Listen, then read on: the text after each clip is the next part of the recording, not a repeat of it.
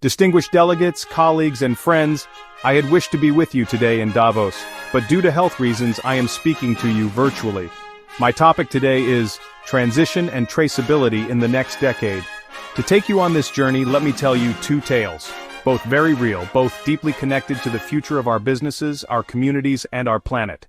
The first tale begins with global warming. Every business in the global north, the 37 most developed economies, including the European Union and the United States, has signed up for net zero.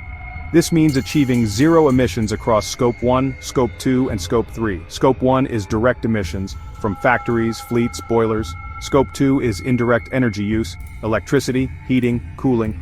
Scope 3 is the most challenging. It is everything upstream and downstream, the entire supply chain footprint. Take the fashion industry.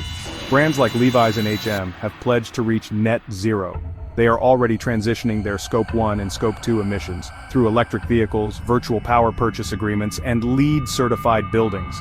But when it comes to Scope 3, they depend on suppliers in the global south, in countries like Pakistan, Bangladesh, India, Vietnam, and across Africa. This is where the global community splits. The global north sets ambitious targets, while the global south carries the production, but with fewer resources, weaker infrastructure, and higher costs of transition. The second tale is about compliance.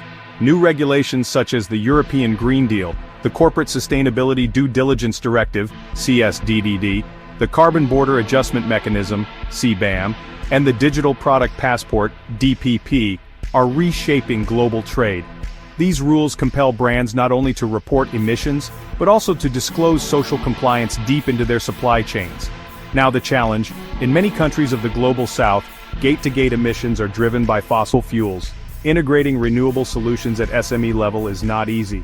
While large manufacturers are moving ahead on their own, SMEs lack capacity, finance, and training. Let us look at the UNFCCC Nationally Determined Contributions, NDCs. Every country has pledged phased emission reductions, but the second layer in the NDCs is the Human Development Index, HDI. This reveals the imbalance. Norway, Global North, ranks number 2 on HDI. Germany ranks number 9. The United States is number 20. Compare this to the Global South.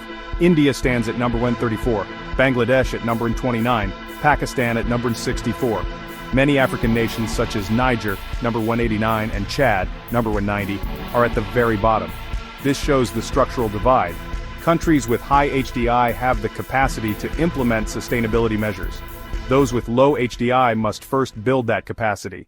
Now let us connect these two tales. The global north demands net zero and compliance. The global south struggles with capacity and development. The bridge between these worlds lies in traceability. Through blockchain technology, we can make supply chains traceable, transparent, and verifiable. From cotton fields to spinning mills, from dye houses to distribution, every emission, every material, every compliance step can be digitally recorded and audited. This digital infrastructure allows brands to meet compliance while enabling SMEs in the global south to prove their efforts and access new markets. But remember, technology alone is not enough. Technology and human capital must move side by side.